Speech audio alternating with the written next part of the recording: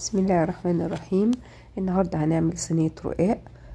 انا عندي شوربه لحمه اهي، بحط عليها معلقه سمنه، وبعد كده ببتدي اضيف لها دي اضافه من عندي كريمه لباني،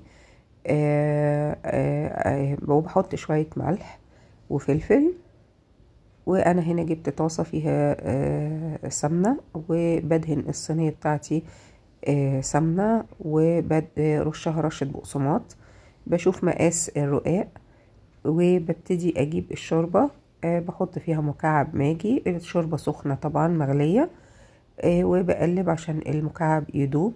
وبعدين بجيب الرقاق وببتدي ابله بالمغرفه كده.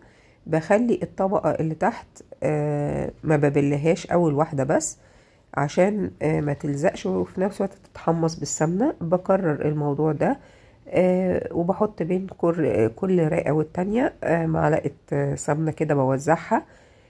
دي تالت طبقه اهي. هي اول واحده بس اللي بعملها وش واحد، والوش الناشف بحطها ملامس للصينيه، انما بقيه الطبقات بعملها وش وظهر.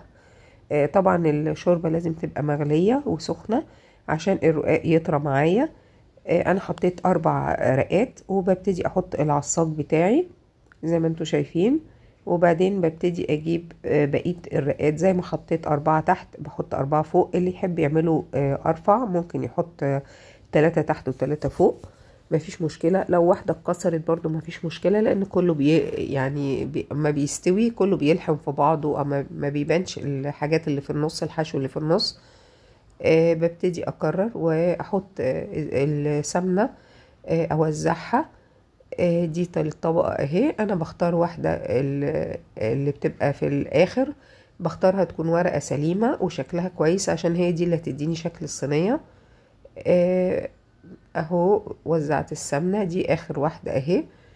ببتدي اسقيها وش وظهر عشان تطرى معايا، وببتدي اوزع السمنة بتاعتي على الوش. بكده بكون انا حطيت سمنة في الشوربة، وفي سمنة بين الطبقات. بلمع السطح بتاعي عشان لو في اي زيادات وقعت او دقيق او كده، وبسيبها انا تلقائي. الرقاق عشان مبلول بيهبط، وفي نفس الوقت بوزع بالفرشة بقية السمنة اللي موجودة عندي زي ما احنا شايفين اهي. دي شكلها بعد ما خرجت من الفرن.